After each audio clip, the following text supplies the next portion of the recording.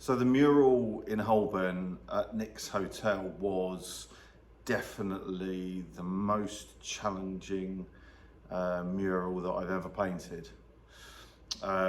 Just the sheer scale of it, 125 feet, I think that's like 37 meters on scaffold, which is by far the worst way for me to paint. I need to be able to stand back, see what I'm doing, come down on a scissor lift. I couldn't do any of that at all. So that was the first major challenge. The second major challenge was that these scaffold had to be covered with a wrap in order for the rain and the wind to not hit the wall, to allow the paint to dry, and to allow me to paint during bad weather, because it was painted at the worst time of year, November, December last year during lockdown, and it was maybe -2, -3 most days, very windy and rained constantly. So we've got a lot of challenges kind of building up. We've got weather, scaffold, covered scaffold, so I couldn't even stand back on the street level to see it. It was really the toughest challenge I've faced so far with mural painting. The other thing, which I don't think people perhaps realise, is that the mural was all freehand, all by eye, all by me. There's a lot of different styles in there, which I think some people have thought were other people or collaboration or something. Well, it wasn't. So the brief was quite specific, that they wanted my kind of signature pieces, but then interjected with maybe some more illustrative aspects that reflected the local area, Barbican, Camden, Holborn, you know, that kind of thing. So I sort of utilised my illustration skills and my kind of ghost line idea, and did some cityscapes and some architecture. So that's why there's these distinct sections. Also the nature of the mural itself, the sort of shape, the kind of inverted L shape, with lots of windows, didn't lend itself to having one cohesive street scene, my signature style, sort of rainy London street scene. It was broken up too much by the nature of the wall, and it just didn't work. The way the people would have had to been scaled out, you would have not seen enough for it to kind of read as a street scene. So I decided to do these kind of bands of colour to keep everything really bright and colourful, but to have distinct bands of colour with different sections, with different elements. And then the main section, I like to call it the main section, the ground upwards, the ground up to about 40 feet, I think maybe slightly higher, ground to 40 feet, is the signature sort of London streets, round Holborn, that area, with London buses and taxis. So that was kind of like my signature, which kind of establishes the mural, and then it leads you further up to the other sections, which then give you flavours of the area. Architecture, the sort of literature aspect, and then some major architectural pieces from the area.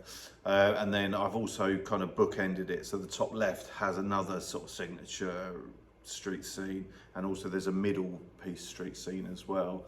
So I've kind of, you know, top, middle, bottom, and then the rest is kind of these areas from, you know, aspects from the area.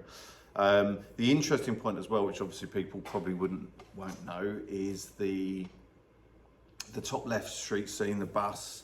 That was a photograph that I actually took during the mural production on a very rainy night after working, and I went back to the hotel that I was staying at in St Paul's. This is all during lockdown, so there's no one around at all. It was a very surreal place to paint. The hotel was only open for construction because it was having a refit. I think there was about 5 people in there and me, so it was in a big hotel, so it was very strange. And I went to back to the hotel, and then saw these scenes, and I had to go out and take some shots for about an hour or so in the rain. Got completely soaked, exhausted, but it was really worth it. I got these great shots, so I thought it was a really nice touch to integrate one of those scenes within the mural itself. So it's part of the mural production, the kind of inspiration I got from the mural production and the environment that I was in, I've placed into the mural itself. So I thought that was quite nice. And also the central piece is called Candles, which I'm not sure people are familiar with, but yeah, so Candles was a painting that I did based on, again, my morning run whilst I was staying at St Paul's. I ran down the Thames over the Millennium Bridge, and then looking back, I got that view and I did a painting of that. So I thought, again, that would be a nice inclusion into the mural. So it's all this kind of, so there's a lot of relevance to everything that's put into it. And it's quite personal to me. Well, it's very personal to me. So I'm really happy with these different aspects that I've managed to put in. And then also, again, which I'm not sure people can see, but some people have spotted it, there's actually a silhouette of a man on the balcony looking over, holding an umbrella. That's actually me. So maybe that's slightly egotistical. When I was up there, I kind of decided to do that. I thought it would be a really nice touch. Again, people with, you know, silhouettes with umbrellas, that's a motif that occurs in many paintings that I do, so I'm very much sort of known for that, and I just thought that would be a nice touch. It's kind of placing me within the mural, almost kind of looking down at what I'd kind of created. So it was like my, you know, my ghost image, my sort of impression in it again. So I thought that was a really nice touch for me personally. So the mural as a whole is this. It was very complicated to paint, let's just put it that way. I don't use grids or guides. I was using visual cues of the windows themselves, but most of the vertical main section, the strips that go up, they're huge. They're 25 feet, I think point to point they're over 35 feet. So they span 3 scaffold layers. So to line everything up by eye was extremely hard. That's climbing up the scaffold, looking down, having to pull some of the planks of the scaffold away in order to look down and try and use intuition to hope that everything lined up.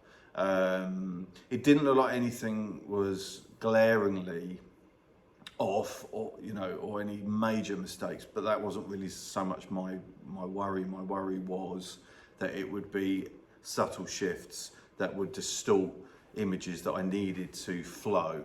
So when, I mean, and this is with rain coming through the scaffold and everything, so it was extremely tough by eye to do all this by eye. Physically really tough, mentally draining, freezing cold all the time, layers of clothing, gloves, everything. Just, it was very, very tough. And then obviously the lockdown on top of that as well.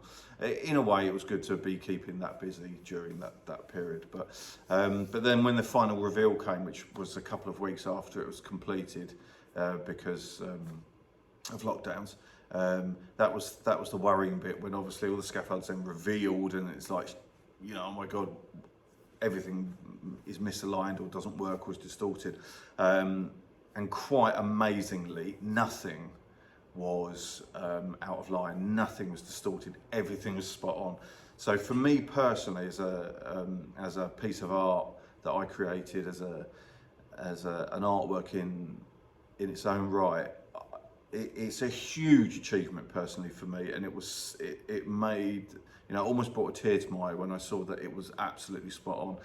There were a couple of areas that I had to retouch where the scaffold poles had been touching the wall, so I had to go up on a lift to do that. But there was nothing major at all to do. So for me, it was a phenomenal project, a huge challenge, a daunting challenge creatively.